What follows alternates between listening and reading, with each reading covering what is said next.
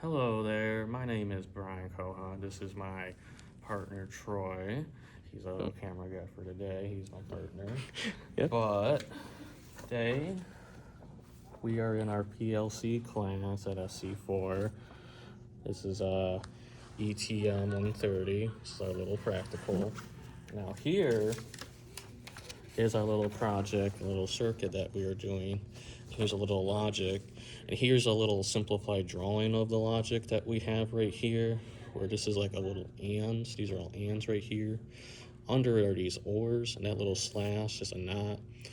That is technically a closed circuit. All right.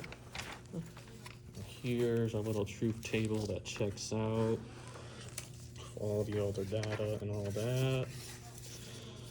All right. And here's some more visual representation of what this looks like. We got like two ands, we got the two A's, A, B, C, and then we have it simplified right here basically.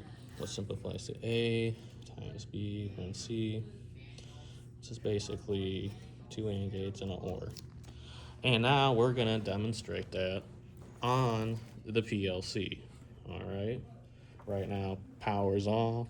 We always want to do safety first. You always got to be sure, assume everything's on, but it looks like everything's off. So we're following proper safety precaution, which is good. All right, now we're going to turn this on. This is the PLC. All right. And our sensor today is a little proximity sensor right here. This actually detects metal when it's in front of it, so that's really cool how that is. So, but we have to have our DC power supply on because it's a 24 volt sensor. Well, technically it's 10 to 30, but 24 is a good range right here. So we're gonna turn that on. All right, see we got about 24 volts DC. Yeah, 24 volts DC, that's perfect right here. All right, and here, we got the 24 volts going into our common right here, and we need that to power up the sensor and the PLC because this is a syncing input PLC with an outsourcing output AC. All right, now we're going to demonstrate the logic to this little thing. So right now, my little keyboard right here, a little controller, we got load 1. All right, that's basically an and right there, and that's 1 right there. And it basically is all or nothing, and we got 2, which is or.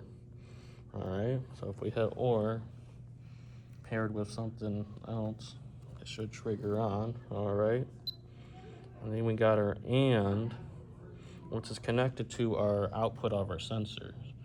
And so when we have that sensor on and that turns on, that input should be a closed circuit basically, so it'll be closed. All right, and then if we connect these to the common, that will complete it and it'll be closed, and that should turn on the output. So now I'm gonna hit run. Oops.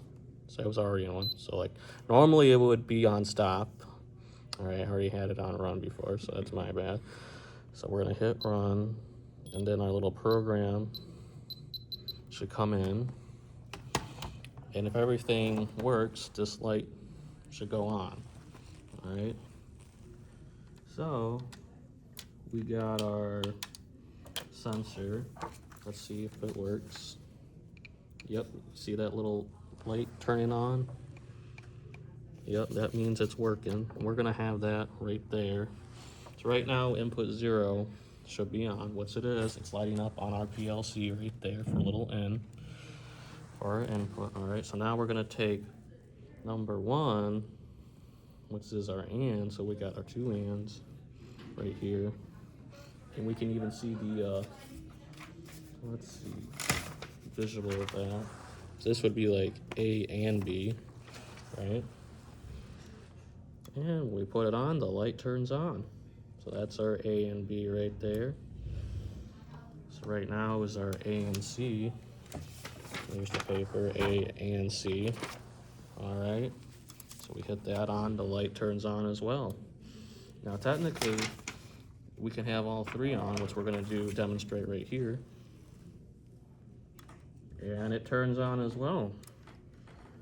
So the logic all checks out, and our light turns on.